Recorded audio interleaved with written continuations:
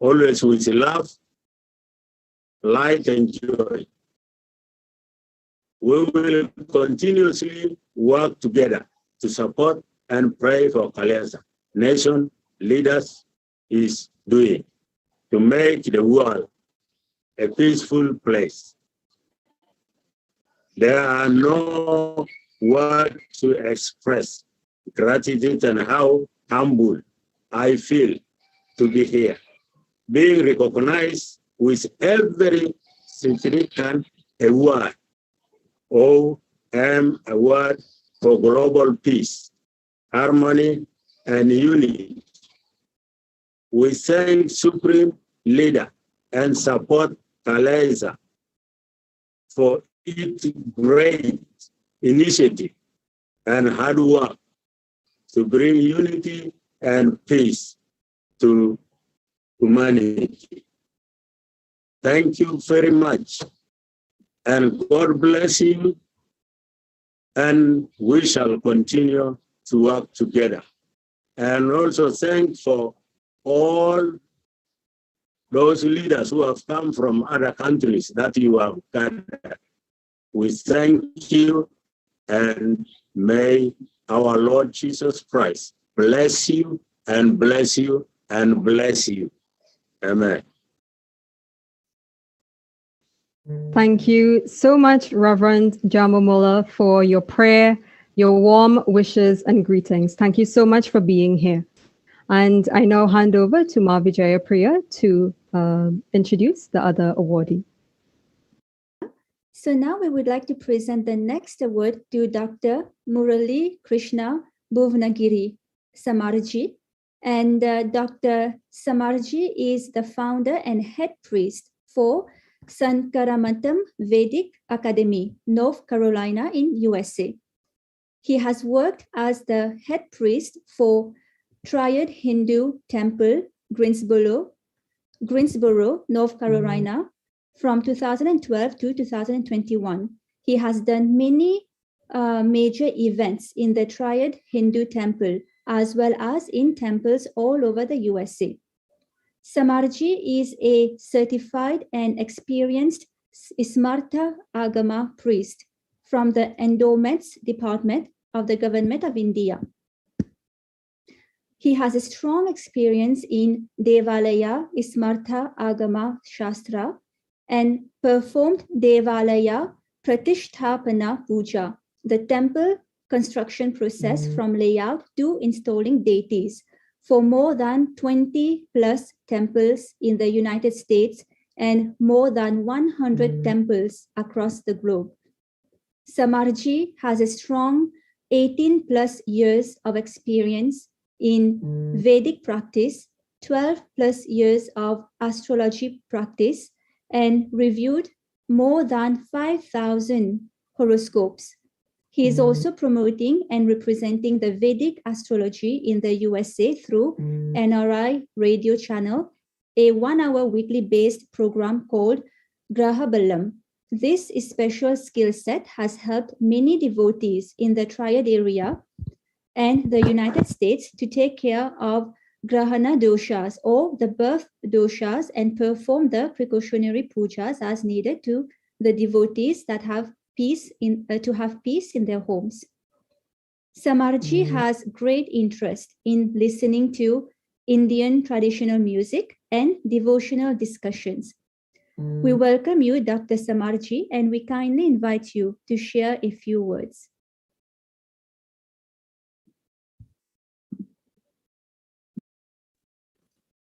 Haribo. Thank you so much, and I'm very happy to join with the others and religious leaders and spiritual leaders. And first of all, I would like to thank Dharmajyoti Religion and Worship Award Committee from the KAILASA, and my sincere pranamam to His Holiness Sri Swamiji. And I would like to pray my sincere prayers to the Bhagavan Nithyananda Paramashivam, and I would like to start my today's a small presentation or speech with a Hindu prayer. Om Narayana Samarambham Adi Shankara Madhyamam Asmadacharya Paryantam Vande Guru Paramparam Gurave Sarvalokanam Bhishaje Bhavaroginam Nithaye Sarva Vidyanam Dakshina Murtaye Namaha Om Namah Pradavarthaya Siddhagnanaika Murtaye Nirmalaya Prashantaya Dakshina Murtaye Namaha Namaste Astu Bhagavan Vishweshwaraya Mahadevaya Trayambakaya Tripuram Takaya Trikagni Kalaya Kalagni Rudraya Nilakantaya Mrityunjayaya Sarveshwaraya Sada Sivaya Sriman Mahadevaya Namaha. Again, pranamam to the Bhagavan Nithyananda Paramashivam Swamiji. So, with the blessings of Jagadguru Sri Adi Shankaracharya and Shankara Matam founders, and I am happy to tell you all that in North Carolina, we are located in the Charlotte, and I'm the one of the founders for Shankara Matam. It is a voluntary-based organization for the benefit of Sanatana Dharma, and we work for the diffusion of Sanatana Dharma, the eternal principle of truth and righteousness. Underlying Hindu faith, Shankara Matam is a home away from the home, a place to be comfortable, engage, and develop an awareness of our Hindu culture and spiritual heritage. Our main objectives and missions. The organization committee serves events such as assisting in boys and girls scout camps and blood donation drives and educational drives and food drives and fundraising for urban ministry, supporting locally homeless people and people affected through national disasters like COVID and since we are in the north and we have hurricanes here, other voluntary activities for the society. Promoting Indian music, art, dance, and culture in the community, facilitating for yoga, meditation, and culture-based activities and educational achievements, activities, conducting youth clubs and career development seminars for the community people, providing facilities to the members and the Hindu community for celebrating the Hindu festivals as well as satsang and bhajan sections. So here in our organization, we mainly focus more than a religious or practice doing in a way of puja, we more focus on the educational part of this Sanatana Dharma, because so we believe in our organization, the understanding the faith, understanding the religious dharma is more important and than blindly following it, no matter any dharma, any religious practice. There is so much missionary works and other kind of works going on in the world by the various religious organizations like Christian organizations, Muslim organizations, or Buddhist, or so many organizations. Everyone is on the conversion and from the non-being religious to the religious. Everyone is trying to be spiritual and gain the more modern to the yogic style of living.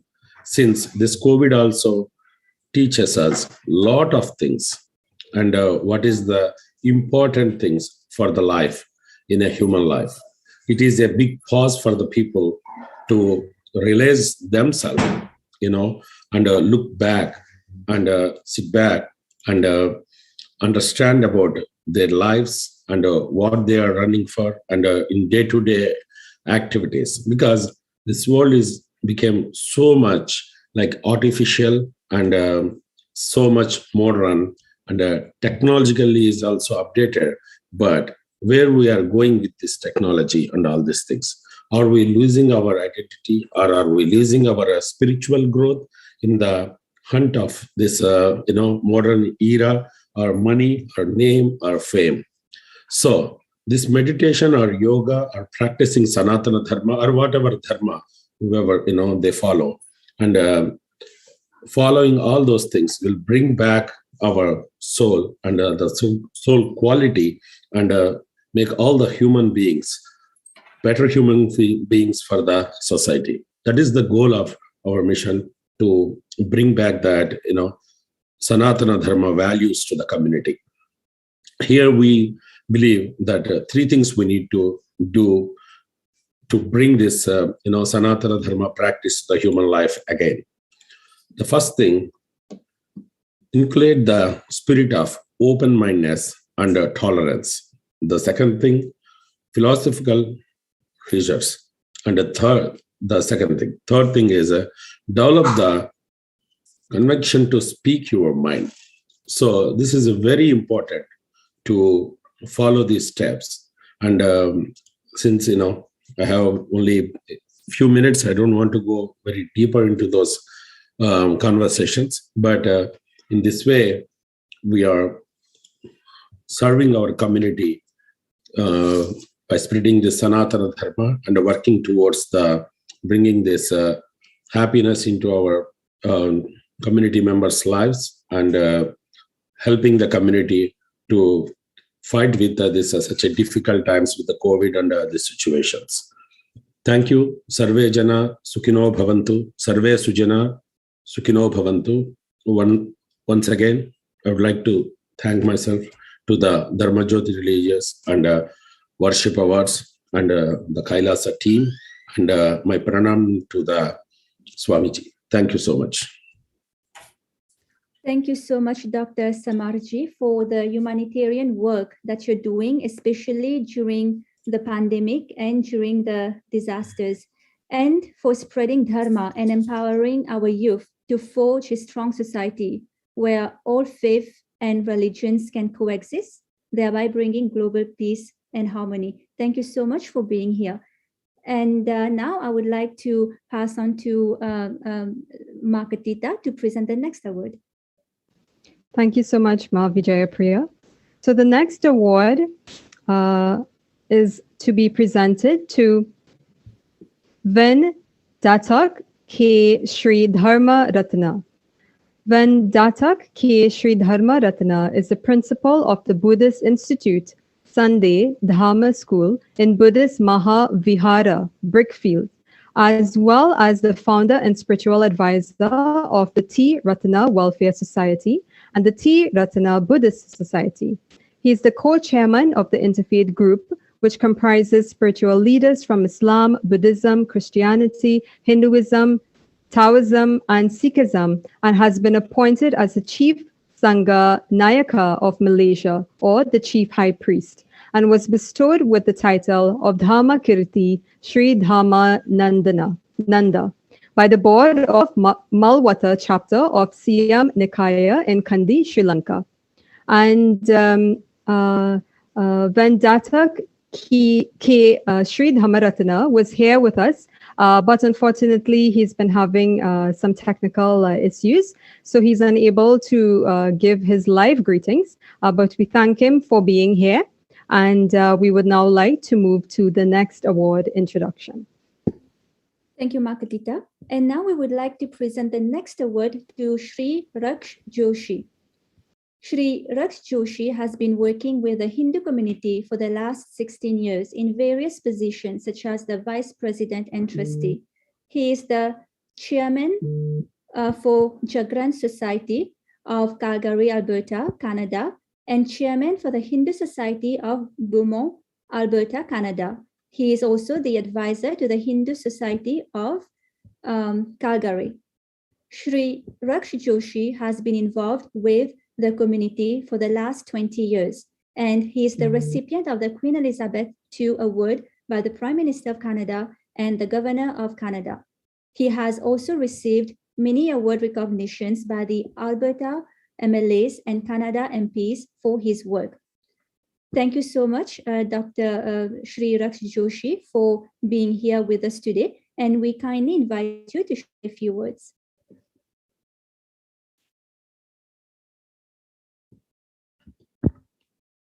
Thank you, Vijay Priya. First of all, I would like to give my gratitude to His Highness Nithyananda Paramashivam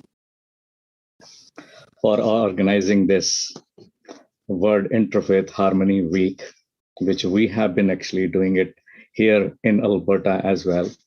I would like to start with a prayer. Om Bhur Bhavaswaha Tassarvitar Varenyam Bhargo Devasya Dhimai Diyo Yonam Prachodayat. This means is a declaration of appreciation to both nurturing sun and the divine. As everybody is doing, all their work for peace and harmony in this world, and the wave of globalization has been connecting all the countries of the world into a community of an unprecedented extended, which implies that the mankind society in its true sense is taking shape. In the meantime, the significance of peace and harmony is being recognized by more and more far-sighted people for the following reasons. Peace and harmony is a basic prerequisite. Peace and harmony can bring a peaceful and stable order to society. As Pandit Sunilji said, and we also say the same thing here in Alberta to each and everybody, wherever we go for Interfaith Symposium. And also on February 8 of 2020, before the pandemic starts, we had Interfaith Symposium in our temple, face-to-face with all community leaders. After pandemic, now we are doing it virtually to each and everybody. As Panditji said, all religions should do whatever they are doing. Pray whatever you want to pray from your home. Whenever you come out of your house, just become a human being. And the society, human being, it starts from your own home first, and from your personal communities where you are. As I said, charity begins from home first, and you are taking a very good initiative of creating and also connecting all religion group members for this world peace and also for the harmony. And this is what we wish to each and everybody, that we should remain harmon, and we do not hate anybody, but we love everybody.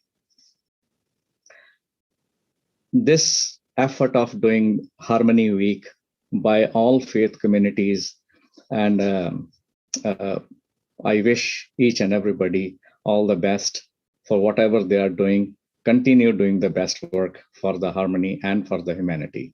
Thank you. Thank you so much, Shri Raksh Joshi, for your kind words and for all the hard work you're doing to bring unity and coexistence among all people. And thank you so much for being here. And now I would like to pass on to Marketita for the next segment. Thank you so much. And a special thank you to all the awardees of the KAILASA Dharma Jyoti Religion and Worship Award. Thank you so much for all that you do and for your greetings today. And we will now be paying tribute to two individuals who have also been beacons of society, to beings who, although they have left the physical body most recently, their impact to society, their impact and legacy and contribution to humanity as a whole will be remembered for generations to come. And they are the late Thich Nhat Hanh and the late Archbishop Emeritus Desmond Tutu. So we will be doing so by observing 1 minute of silence.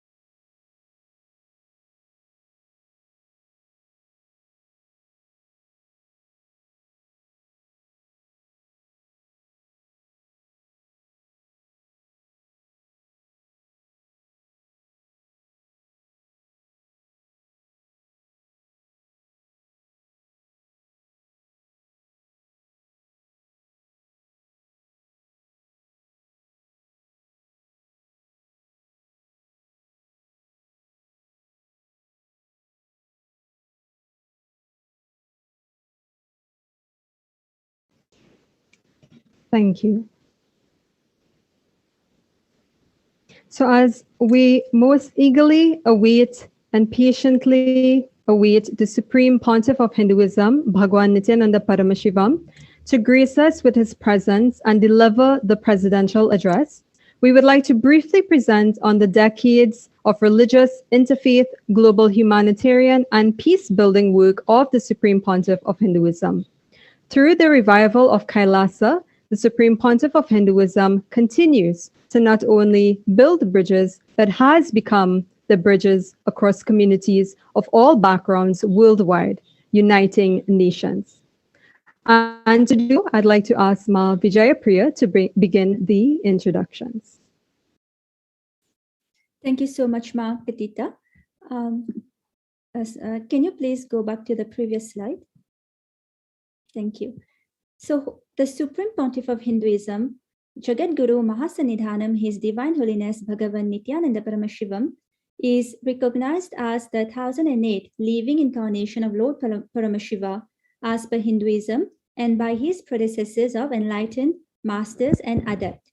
He was born on the 3rd of January 1978 in the holy town of Tiruvannamalai, India. The Supreme Pontiff of Hinduism is the only legal inheritor of 19 ancient Hindu kingdoms and the successor to multiple Sarvanyapithams. Lord Paramashiva, who is the ultimate superconsciousness as per Hinduism, Lord Paramashiva's seed is called Sarvanyapita, the all-knowing spiritual seed of infinite knowledge, or the seed of excellence. And at just the age of 3 years of age in 1981, the Supreme Pontiff of Hinduism was initiated into Bala Sannyas, child saint, by enlightened beings, masters, and his predecessors. In 1988, he was coronated as a future Guru Mahasanidhanam, or Pontiff, of Kanchi Kailasa Sarvanyapitam Tondai Mandala Adhinam, the oldest monastic university. In 1994, the Supreme Pontiff of Hinduism was declared as the successor of Arunachala Sarvanyapitam in Tiruvannamalai, India. And in 1999, the Supreme Pontiff of Hinduism founded the mission, Nithyananda Sangha, to revive Kailasa globally. In the same year, he was coronated as the successor of Kashi Sarvanyapita in Varanasi, India. And in 2002, the Supreme Pontiff of Hinduism founded Adi Kailasa Sarvanyapitam in Bengaluru, India. On January 1st, 2004, he was declared as the successor of Bhagya Nagara Sripura Sarvanyapitam. And in the same year, on December 31st, the Supreme Pontiff of Hinduism was coronated as the 203rd incumbent emperor of the Surya Vamsa Surangi Samrajyam of Surya Vamsa age. In 2007, January, the Supreme Pontiff of Hinduism revived Adi Pallava Sarvanyapitam, the spiritual and religious kingdom in Puducherry, India. Later on, in April 27, 2012, the Supreme Pontiff of Hinduism was coronated as the 293rd Guru Mahasanidhanam of Madurai Shamala Pita Sarvanyapitam, the oldest Hindu papal state and monastic kingdom. And the following year, in 2013, the Supreme Pontiff of Hinduism was coronated as the Mahamandaleshwara, the supreme spiritual head of Mahanirvani Akada, the largest apex monastic order, making him the youngest Mahamandaleshwara. In the same year, the Supreme Pontiff of Hinduism was declared as Acharya Mahamandaleshwar of Patal Akada, the oldest monastic order in Hinduism. And in 2014, he was coronated as Guru Mahasanidhanam, or Pontiff of Tanjavur Arinam. In 2015, he was coronated as Guru Mahasanidhanam of Adipita Kolada Mata, and it is in 2015 itself that His Divine Holiness was coronated as the Supreme Pontiff of Hinduism by a congregation of over 1,000 Hindu leaders or pontiffs through a grand 3-day ritualistic celebration known as the Ati Rudra Mahayagna. And in 2018, the Supreme Pontiff of Hinduism officially revived the sovereign state of Sri Kailasa as we know it today.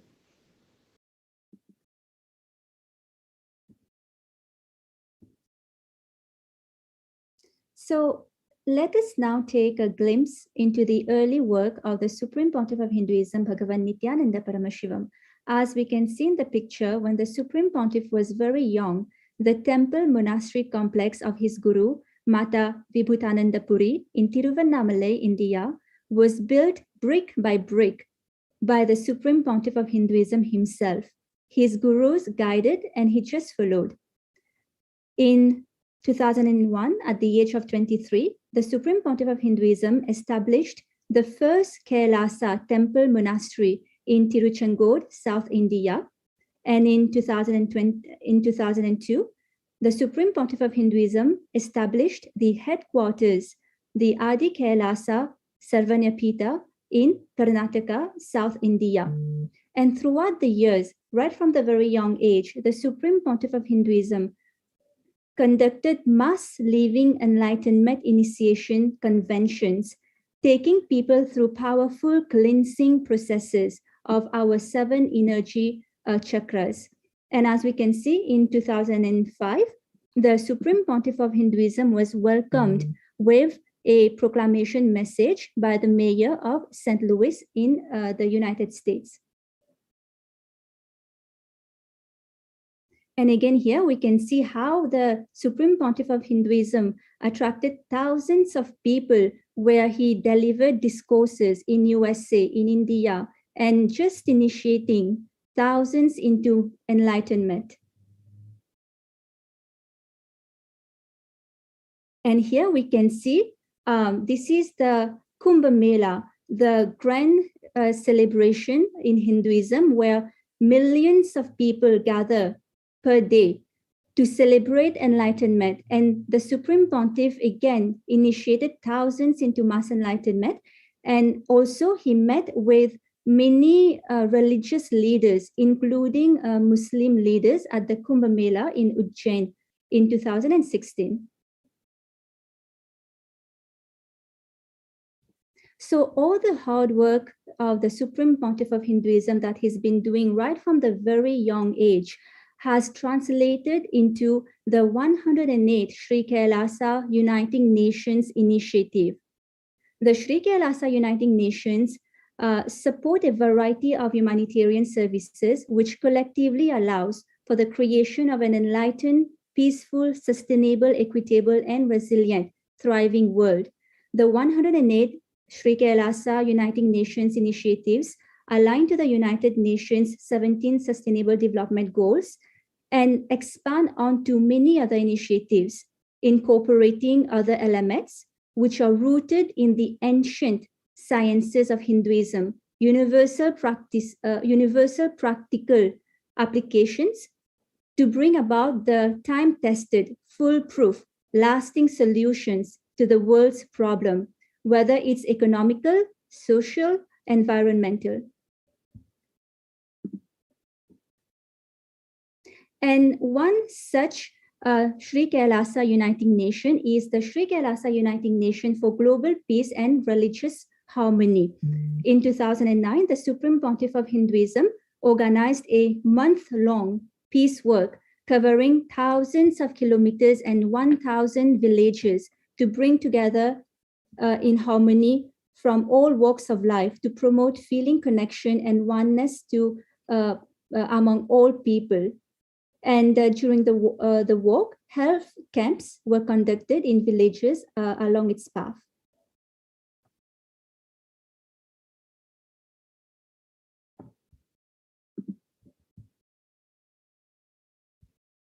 And here we can see that, in fact, throughout the years, the Supreme Pontiff of Hinduism, Bhagavan Nithyananda Paramashivam, has met with many religious leaders. And one such example is the Supreme Pontiff of Hinduism meeting with Dr. Michael Bernard Beckwith of the Agape International Spiritual Center in 2006 in Los Angeles, California, where he delivered a talk on how the human mind works and how to use it as an effective tool for blissful living.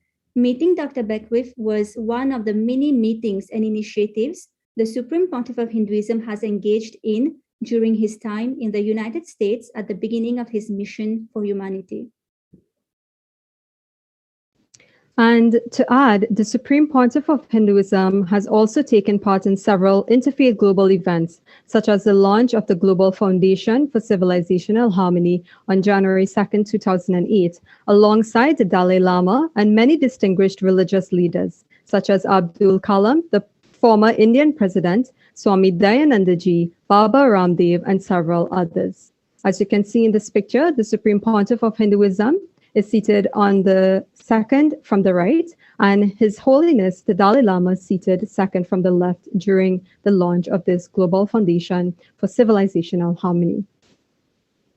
The Supreme Pontiff of Hinduism, Bhagwan Nithyananda Paramashivam, continues to be an ardent advocate of peaceful coexistence amongst all people of various faiths, religions, and cultures, and shared in this message on September 5th, 2010, where he openly and lovingly shared, "Any number of gods, Rama, Krishna, Shiva, Buddha, Jesus, Muhammad, all of us can coexist in one puja room, happily. We don't have a problem."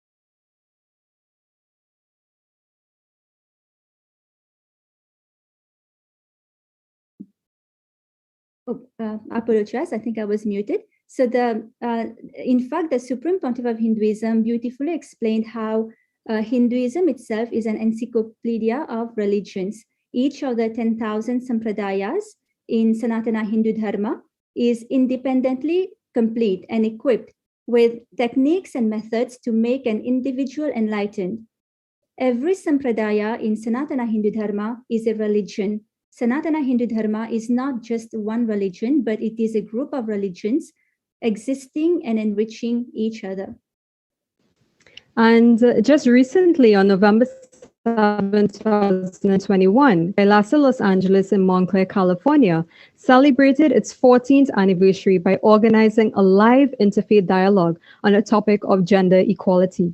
And on that day, distinguished leaders from various religions and faiths, including Hinduism, Islam, Sikhism, Jainism, and the Baha'i faith, all united in KAILASA, Los Angeles. KAILASA, Los Angeles was blessed by the Supreme Pontiff of Hinduism to be the Western Hemisphere headquarters of KAILASA.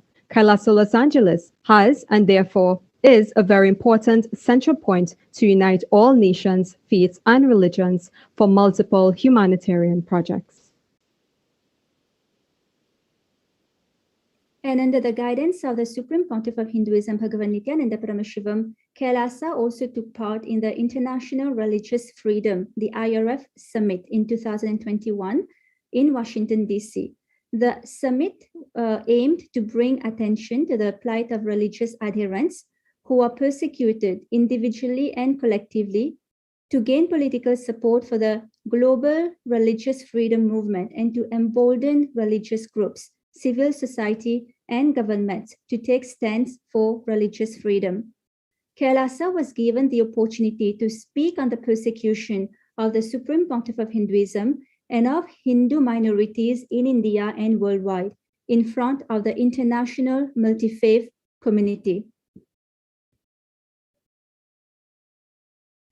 And as we can see here in this picture, through these gruesome pictures, the Supreme Pontiff of Hinduism has undergone over 70 assassination attempts and physical attacks on the Supreme Pontiff of Hinduism in India and abroad. There have been over 40 attacks on community members, destruction of monasteries and temples. Over 70, how many? In 2009, the Supreme Pontiff of Hinduism organized a month-long peace work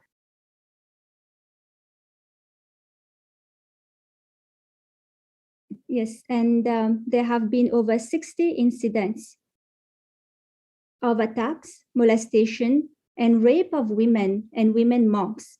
intense lawfare via 100 false legal cases, intersectional persecution using entire government mechanism, politically owned media, police, and judiciary control by politicians. And all those, inciting mob violence via social media.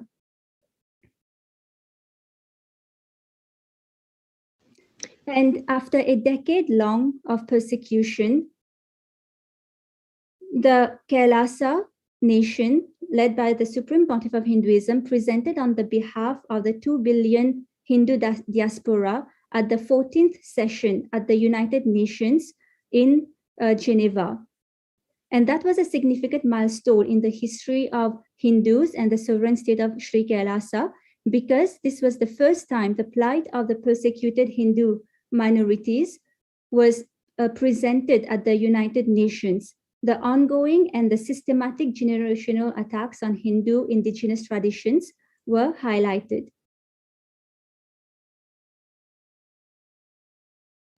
And despite the intense persecution and lawfare, the Supreme Pontiff of Hinduism established the sovereign state of Sri Kailasa for not only the persecuted Hindus, but for all the world's practicing and aspiring Hindus. Kailasa is the ancient enlightened Hindu civilizational nation.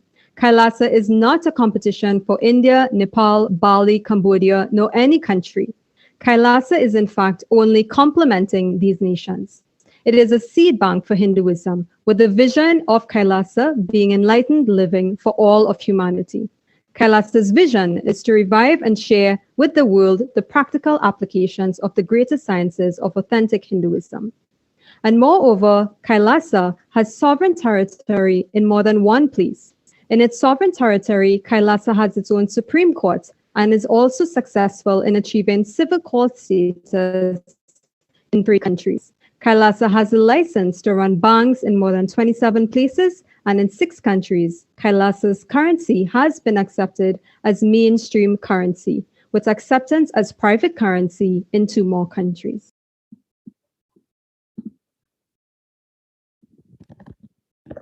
And due to lack of time and while waiting we are ready to receive the Supreme Pontiff of Hinduism, so we're going to quickly go through all the slides.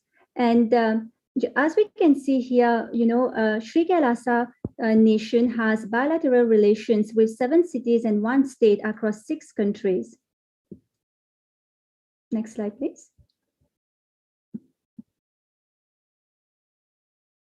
And to honor the achievements of the Supreme Pontiff of Hinduism, the Supreme Pontiff of Hinduism have received 115 proclamations and certificates of recognitions from statesmen across 14 countries.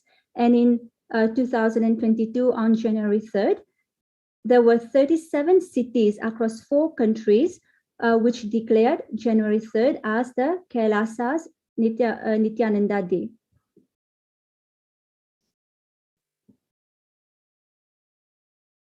And as we can see here on the screen, these are some of the certificates that the Supreme Pontiff of Hinduism received from various senators and women and congressmen from the United States, and also from other countries such as Tanzania and Belize. So now let us get ready to welcome the Supreme Pontiff of Hinduism, Bhagavan Nithyananda Paramashivam.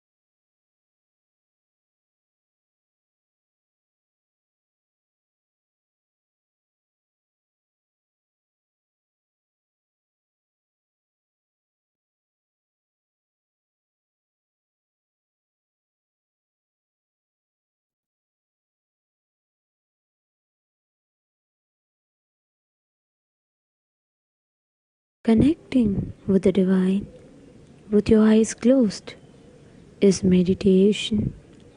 Connecting with the divine with your eyes open is darshan. Come, let us all now move from meditation to darshan.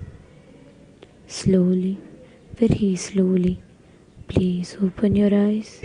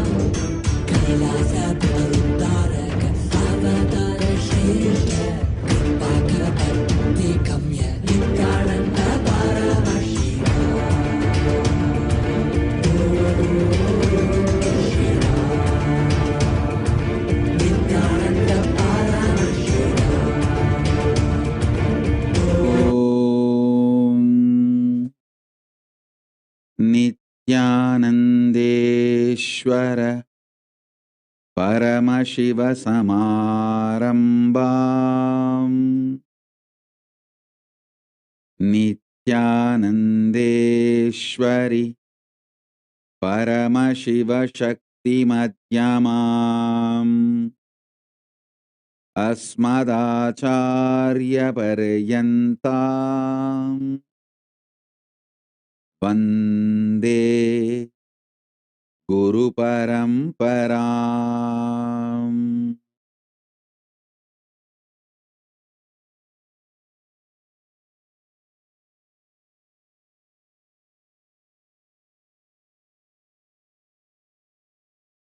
I welcome you all with my love and respect. I welcome all the de facto Kailasians, practicing Hindus, and everyone who has joined today's program, all the Sarvanyapeta Kartas, Yajamans, Manifestors, Sarvaparityagis, Shri Mahans Kottari Tanedar, Kailasa's ministers, ambassadors, diplomats, e-diplomats, citizens, consulate generals, supporters, Mantreshwaras, Vidyeshwaras, Ganeshwaras, Lokeshwaras, Astreshwaras. I welcome all of you with my love and respect. The auspicious program, the Kailasa Dharma Jyoti Religion and Worship Award Ceremony in celebration of the Global Conclave World Interfaith Harmony Week. I welcome all of you for this wonderful program.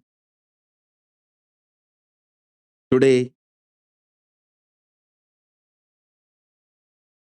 we are recognizing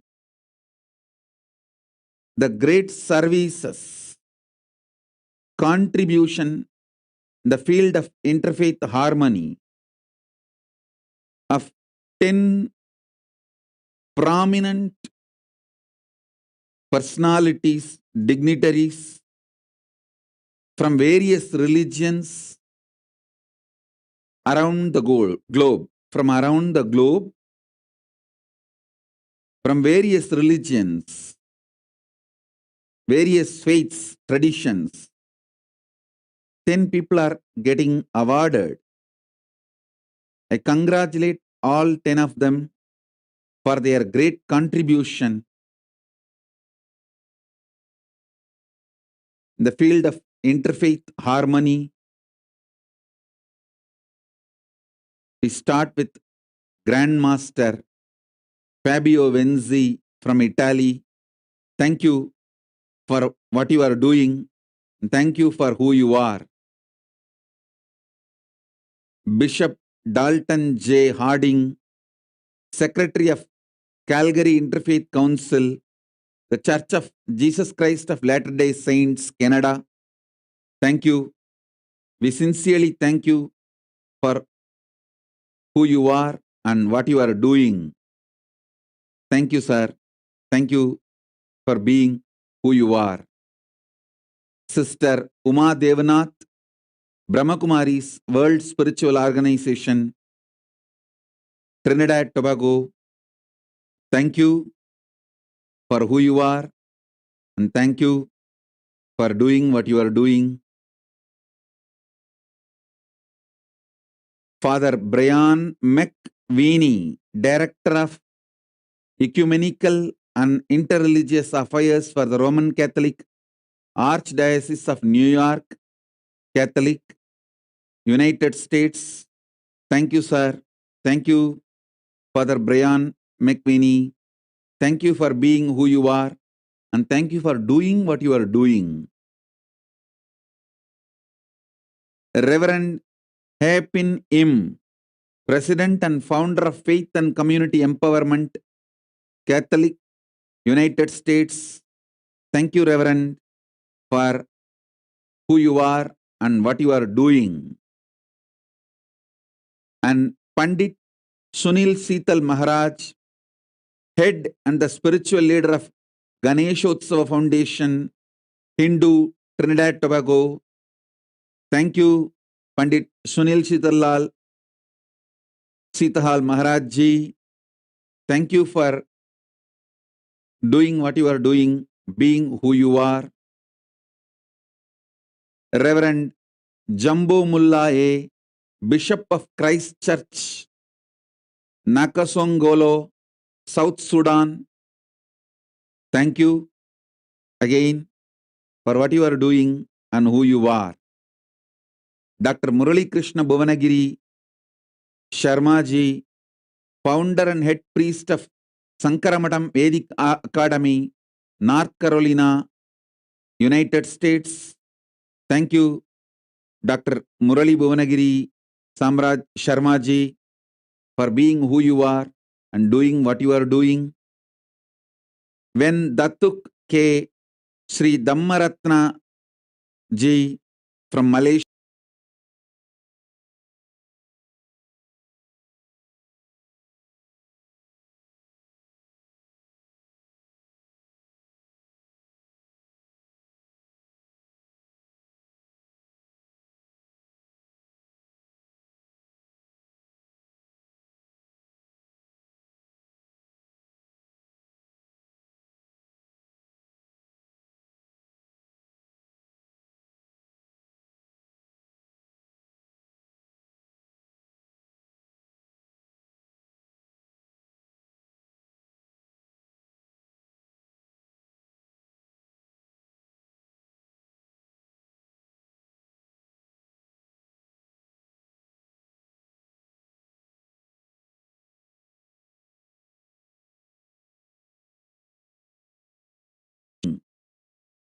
this Kailasa Dharma Jyoti Religion and Worship Award.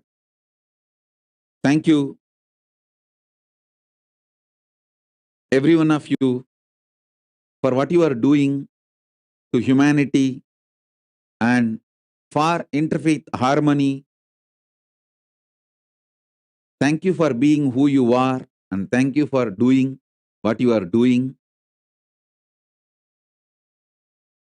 Paramashiva's message.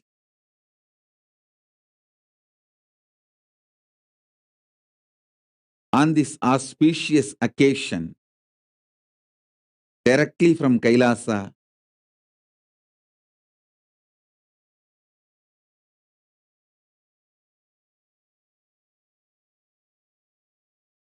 religion is the science of consciousness and cosmos. It has two components, the pure science part and applied science part. All religions have pure science, like universal values, universal truths, time-tested, foolproof, universal truths. Pure science part and applied science. How we apply that pure science in our lives. Some religions may have more percentage of the pure science. Some may have less percentage, but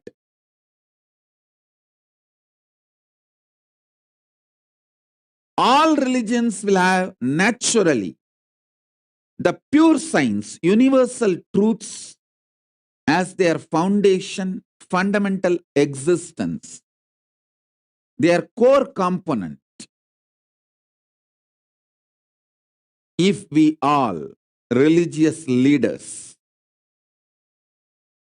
spiritual leaders, if we all decide to focus more on the universal truths,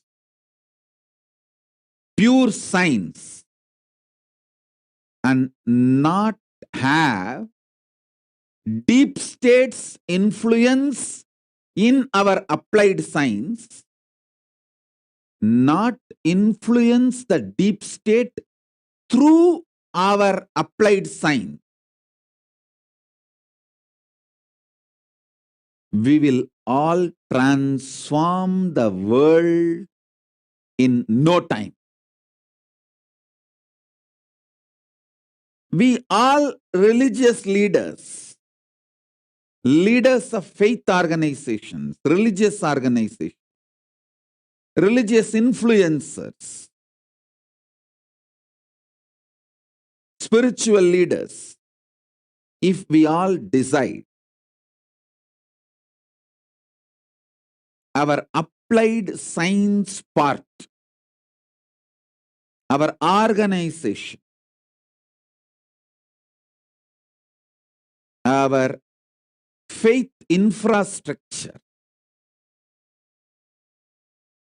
should neither influence the deep state nor get influenced by the deep state. And if we stop using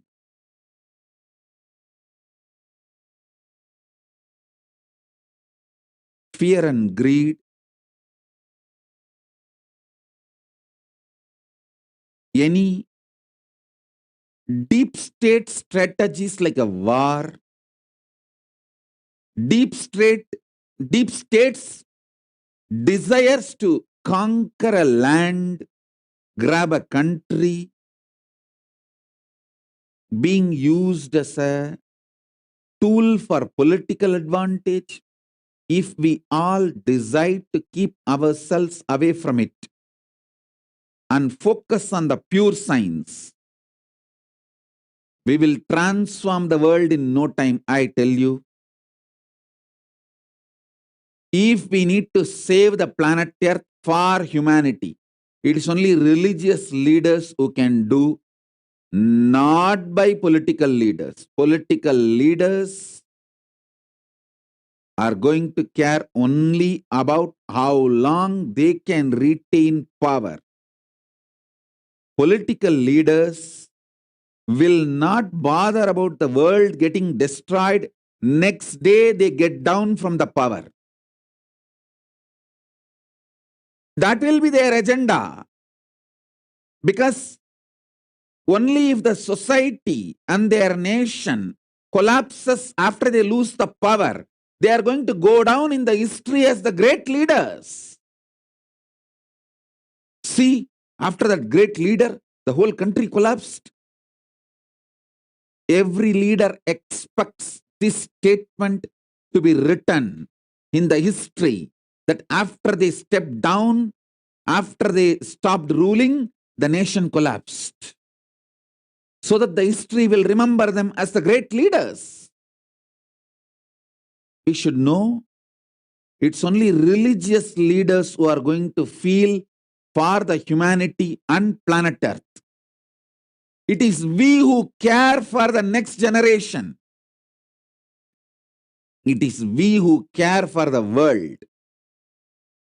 If we all decide, even if it is a little difficult, if we all come to the conclusion, it is time we won't allow the deep state's influence into our organization, and we will not allow our organization to influence the deep state.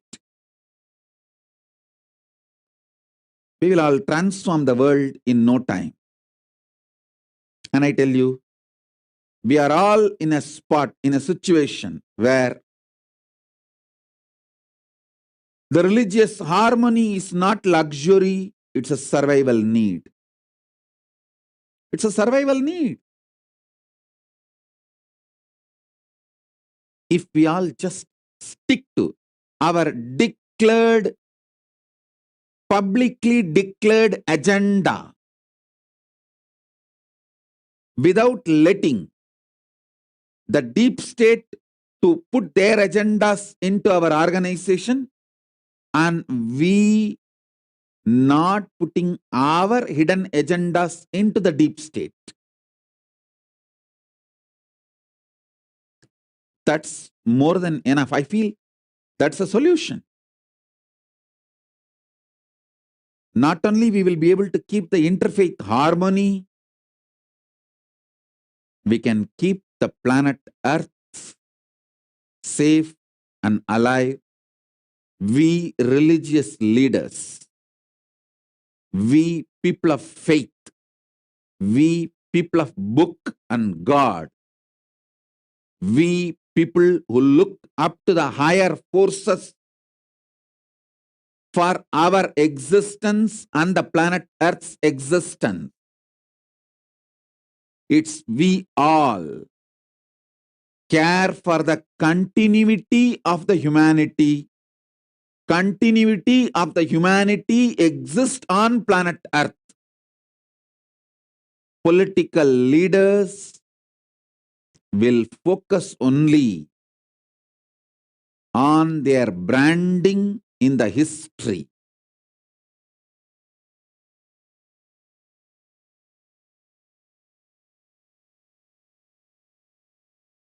They are not going to be bothered about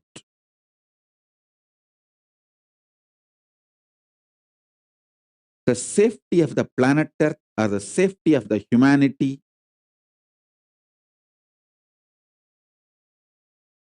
So I feel it's all of us need to be responsible, that we don't allow politicians' undeclared deep state agendas penetrating into our organizations. Some of our organizations' deep state agendas not influencing, using the deep state of the nations. All nations have deep state. Let's agree to this truth. Let's not hide. Let's not be in denial. All nations have their deep state. Means the undeclared agendas of the politicians executed by few influencers who are ready to do any illegal, dirty work. All countries have the network of deep state, which does undeclared, non-transparent activities. If we religious leaders all come together and decide, let's keep deep state away from us, neither we will benefit by the deep state agendas, nor we will allow the deep state to benefit using our organizations. That's all. I think 90% of the problem among the religions, among the faiths will be solved if we just keep deep state people away. All of us religious people, by our very core, by our very nature, we love peace. All of us who are here, all of us want our library books to be straight. Some of us may not even want to change the location of the book. We all want, after our breakfast, we should be able to pick up the book which we want from our book library cupboard and spend time with our books,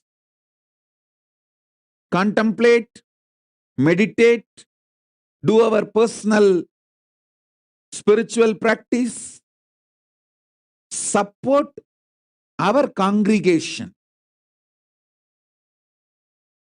to strengthen their conscious being. We all want this. Fundamentally, we are all peace lovers. That is why we chose religion. We chose faith as our lifestyle, as our full-time life. Not just career, as our living, as our life. We all chose. So it is we all who need to decide to keep planet Earth alive, peaceful for our next generation. For our next generation.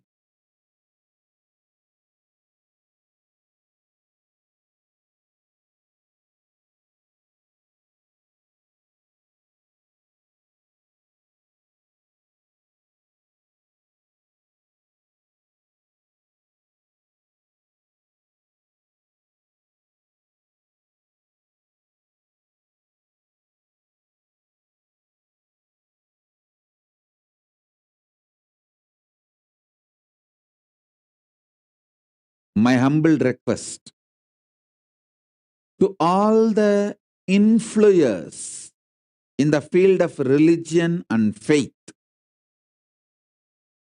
heads of various religious organizations, my humble request, let's keep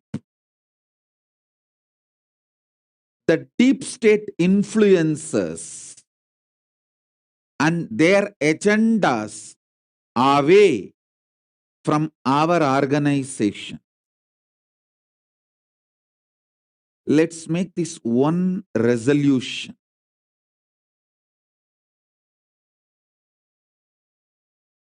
Fundamentally, deep state wants to use religion to expand their territories, to consolidate their influence over the common mass, control and manipulate the common mass. Let us not become part of the deep state's agendas. Let's keep ourselves to the pure science, the universal values on which we founded our faiths and traditions and our declared agendas. No religion.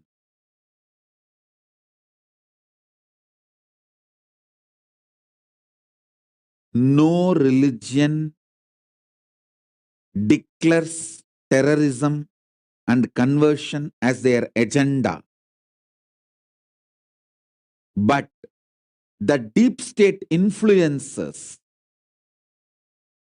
use religious leaders and organizations and turn them out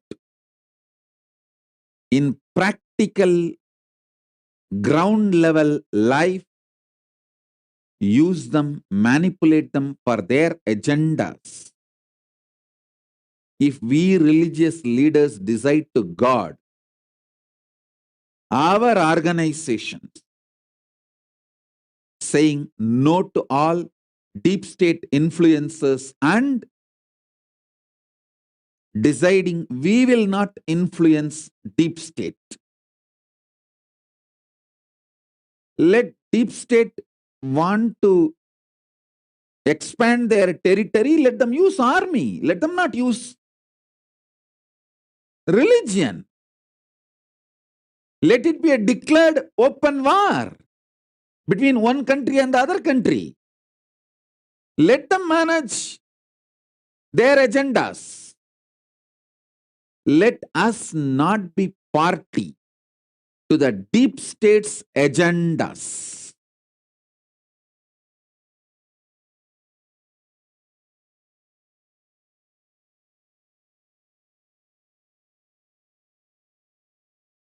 I feel even if few of us, handful of us, start setting a trend, we will not be part of the deep state agendas. We will not lose our conscious sovereignty, our allegiance to God, our allegiance to cosmos, our allegiance to the pure cosmic science. We will be more chaste towards that than the deep state's agendas, influences, and deep states interfering into our affairs.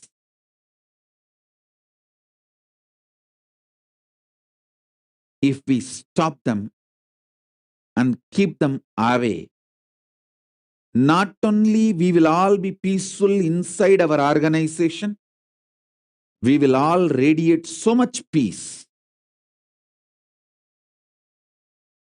Bishop Dalton G is sending a message, beautiful message of peace and our shared desire of religious leaders to build harmony and work for the common good. Thank you. Thank you, Bishop Dalton Harding G. Thank you for your message. And I really feel we need to have a nice network who all say no to politicians and no to deep state influencers influencing religious organizations and using us for their agendas, hidden agendas.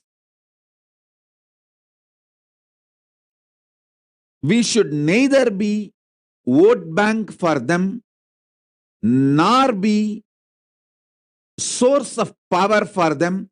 We should be source of power only for God. God is the only source of power for us. We should be the source of power only for God. if we all decide we won't allow deep state influences into our organization, and we will also not allow our people to influence deep state, 90% of the world problems will be solved. So Rahul Aswani is asking what deep state means. Listen, deep state means in all country, in all nation, there will be a network of individual influences across the political party, right wing, left wing, judiciary, executive, legislative, media, across all influences. There will be individuals networking for quid pro quo activities, which is absolutely illegal, undeclared, sometimes even will be anti-national. They do anything and everything for each other's individual interests, undeclared agendas, non-transparent working methodology. They use everything. They use the gray area. Sometimes they even use the black area. They do anything to fulfill their interests and agendas without being bothered about the larger interest of the nation, without being bothered about the cause, the idea for which the nation stands. That gang is what I call deep state. Deep state does not care about humanity. Deep state does not care about constitution. Deep state does not care about jurisprudence. Deep state does not care about law. Deep state does not care about society. Deep state does not care about nation. Deep state is more like a shadow government, and deep state does not even care about each other's interests after they are used.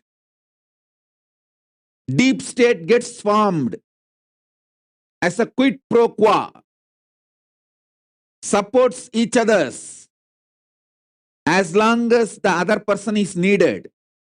Once the other person's use is over, even the other person is discarded, flushed out. That's the danger of the deep state. Getting associated with the deep state is the worst danger in getting associated with the deep state is once your utility is over, they flush you out first because they know you know about their dirty work. Deep state exists almost in all countries. I should say almost in all countries. If we religious leaders, if we religious organizations, if we religious influencers, if we spiritual leaders, if we people of book, people of God, people of dress code, people of ropes,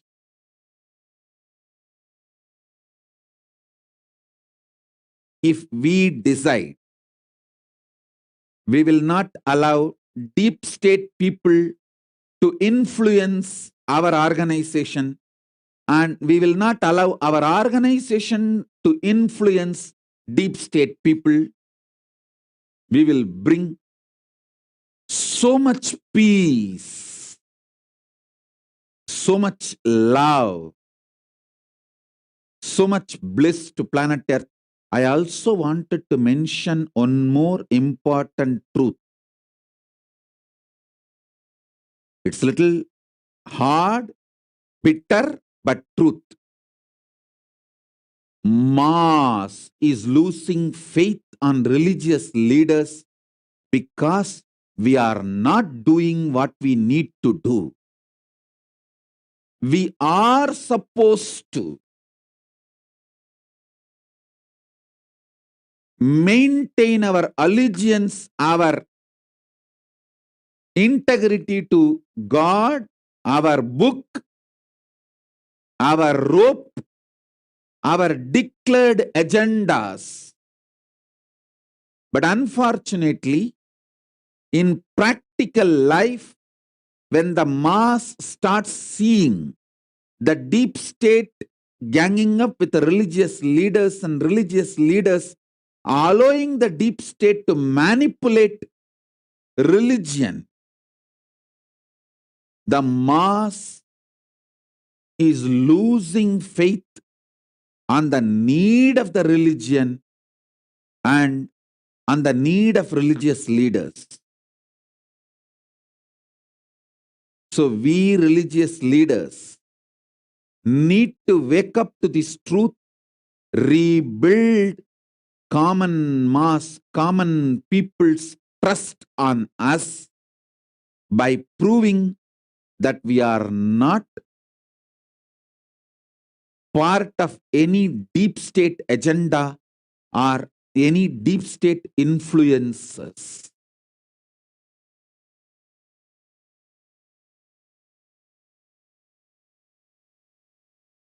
And I wanted to thank Sri Raksh Joshi, Chairman of Jagran Society of Calgary, Alberta, and Chairman of the Hindu Society, Beaumont, Alberta, for doing what you are doing, for being who you are.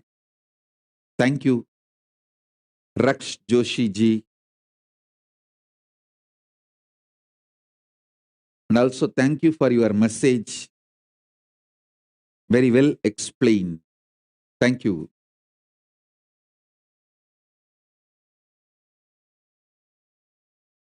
I request all 10 of us today who are here, if we all form a core group and say no to deep state, we are open to associate ourselves with any transparent, declared agendas of the nation. We are not anti-national, we are not anti-social. We will cooperate, collaborate with the declared agendas. Open, transparent, declared agendas of the nation is welcome. But we will not allow deep state influences to penetrate our organizations, and we will not allow our organization to use the deep state influences, because once we expect some favor from the deep state people, they are going to use us. It's going to be quid pro quo. Understand, I faced worst persecution in my life, multiple assassination attempts. My organization's infrastructures, temples were burnt, demolished, attacked. I faced lawfare, false accusations, scandals.